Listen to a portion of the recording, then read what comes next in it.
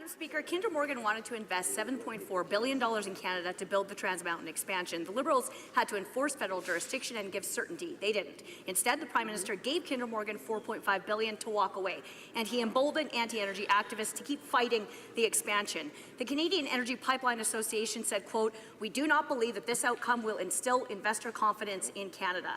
The Prime Minister failed Canadians. When will he start to champion private investment in Canadian energy?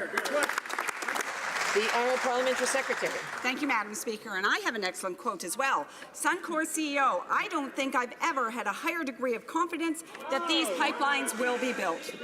The Conservatives continue to focus on ownership, and we will continue to focus on workers.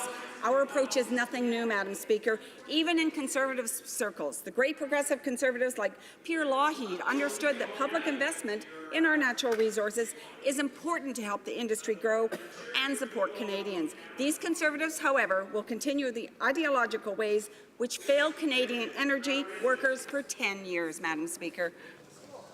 The Honourable Member for Lakeland. But there are about 825,000 kilometres of pipeline in Canada, zero tax dollars needed. Under the Conservatives, nearly 8,000 kilometres of pipeline were built, zero tax dollars needed.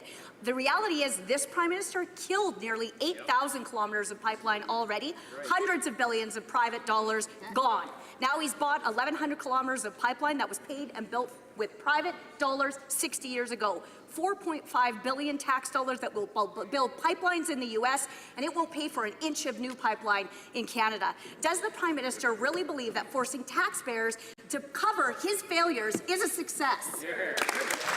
The Honourable Parliamentary Secretary.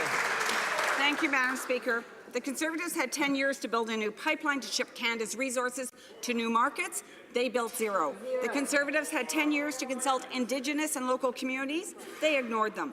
The Conservatives had 10 years to rally the country around the need for a new pipeline capacity to end the discount on landlocked Canadian crude.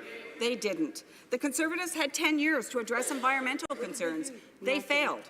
We'll take no lessons from that party on how to champion resource projects. Thank you, Madam.